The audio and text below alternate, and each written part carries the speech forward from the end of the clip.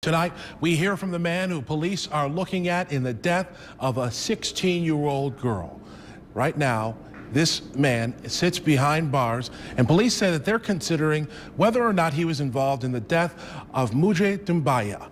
24-hour News 8's Barton Dieters has what he had to say from behind bars in an interview with us. Barton's live in studio control. Barton. Right, Leon. Mujay Doumbia's funeral was held today in Grand Rapids. Her family mourns the beloved 16-year-old who wanted to become a police officer to fight injustice, including racism. And while no one has been arrested for her homicide, Quinn James is facing 25 years to life in prison for allegedly raping her. And police say he is a person of interest in her death. I'm sorry, what was your question?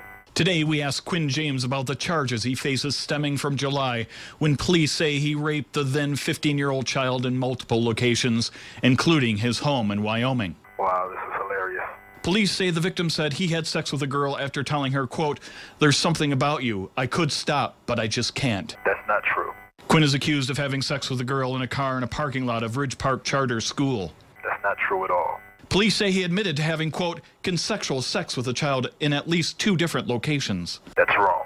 In fact, the Kent County prosecutor offered him a deal that would have had him pleading guilty to 3 counts of third-degree criminal sexual conduct, but he would not have faced mandatory 25 years to life in prison as a 4th felony offender. I never had a relationship with Mujay Doumbia. You guys are reporting all these things that are not true. I sit here and I watch all your news reports, and the things that you're reporting are absolutely false. He says he had nothing to do with her death. He points out that he's not been charged in her homicide, and he claims he's never even been questioned about it. They haven't talked to me. They have no reason to talk to me. I know I'm sitting in jail. I know the news is bashing me, making me out to be a monster, and I know that all the things that you're reporting are not true. That's what I know. He says he sympathizes with the girl's family. It's sad. What happened to her is sad. It's tragic. They lost a child. They lost a child. I have 3 children. They lost their child. No one wants to bury their child. But you make it worse. The police make it worse when they're spending so much time looking at me, knowing I had nothing to do with it, instead of finding the people that did it. You guys aren't doing any justice for her family. Focus on finding who did whatever happened to her. Because Quinn James had nothing to do with it. He says he is the victim here as well. My family is being attacked.